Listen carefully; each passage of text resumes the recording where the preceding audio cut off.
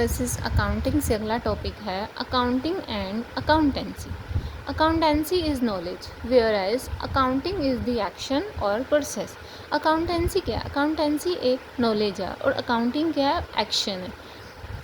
मतलब जो हमने जिस नॉलेज के उस नॉलेज के बेस के ऊपर एक्शन लेना, वो हमारा ये क्या है? अकाउंटिंग एंड अकाउंटेंसी कहलाता है। Accountancy process, accounting process is carried out on the basis of the rules and principles framed by accountancy।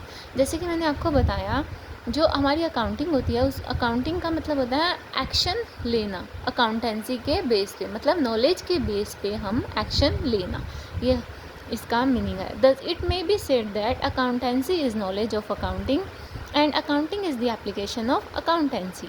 जैसे कि ऊपर बताया, मतलब बेसिकली आपको इसमें ये याद रखना चाहिए कि इससे आपका ये वाला क्लियर हो जाएगा, याद हो जाएगा आपको कि अकाउंटेंसी नॉलेज है और अकाउंटिंग एप्लीकेशन है। बस इसी को याद कर लोगे तो आपका ये वाला टॉपिक कवर हो जाएगा। आगे आते हैं qualitative characteristics of accounting information. जैसे कि हमने पिछली वीडियो में किया था करेक्टरिस्टिक्स जो थे ऑफ अकाउंटिंग इन्फॉर्मेशन, लेकिन ये क्या है? हमारे क्वालिटेटिव करेक्टरिस्टिक्स हैं। वो थे हमारे जो मैंने आपको याद करवाया था, आइडेंटिफिकेशन मेजरिंग वाले वो वाले, बट ये अलग हैं।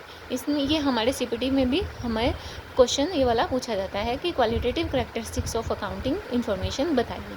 नंबर 1 है रिलायबिलिटी, नंबर 2 है रेलिवेंस, नंबर 3 है अंडरस्टैंड एबिलिटी और नंबर 4 है कंपेरेबिलिटी।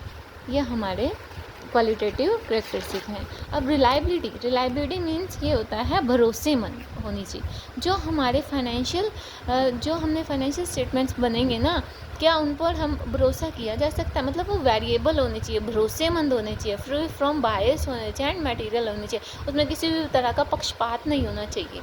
वो रिलायबल मतलब कि वो हमारे भरोसेमंद होने चाहिए फाइनेंशियल स्टेटमेंट जो हम प्रिपेयर करेंगे।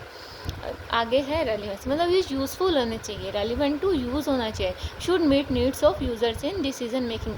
जो भी हम अकाउंटिंग बना रहे हैं ना, वो यूज़फुल होनी चाहिए जिसे यूज़र समझ सके। ऐसा नहीं होना चाहिए कि जैसे कि आपने कोई अकाउंटिंग बनाई तो वो यूज़र समझ ही ना पाए। अगर वो यूज़र समझ ही नहीं पाएंगे तो वो डिसीज़न कैसे लेंगे? इसीलिए जो हमारा अकाउंटिंग होती है वो रेलिवेंस होनी चाहिए, मतलब कि वो ईज़िली यूज़र समझ सके और एक करेक्ट डिसीज़न ले सके। नेक्स्ट है हमारा अंडरस्टैंडेबली, मतलब वो अकाउंटिंग इन्फॉर्मेशन को इजीली समझ सके। User understandability, users are able to understand it. Comparability, user should be able to compare the accounting information, मतलब कि अकाउंटिंग इन्फॉर्मेशन जो भी वो बना रहे हैं ना उसको वो कंपेयर कर सके। इसमें हमारे दो इंटर फर्म होती है, एक इंटर फर्म होती है। इंटर फर्म होती है ओन फर्म प्रीवियस ईयर, मतलब कि जो बुक्स हमने बनाई है ना वो अपनी बुक्स को अपने पिछले साल और आने वाले सालों से हम कंपेयर कर सके, वो हमारी होती है इंट्रा फर्म। और इंटर फर्म क्या होती है? विद अनदर फर्म और कंपनी, हमारे अकाउंट्स को किसी दूसरी कंपनी के अकाउंट से कंपेयर करना, वो हमारी इंटर फर्म होती है। नेक्स्ट हमारा है ऑब्जेक्टिव्स ऑफ अकाउंटिंग। उद्देश्य क्या है अकाउंटिंग का, मतलब मोटिव क्या है इसका, ऑब्जेक्टिव ऑफ अकाउंटिंग का मोटिव क्या है? मेंटेनिंग अकाउंटिंग रिकॉर्ड्स, मतलब जो हम सिस्टमेटिकली हमें अपने रिकॉर्ड्स को इसमें मेंटेन करके रखना होता है।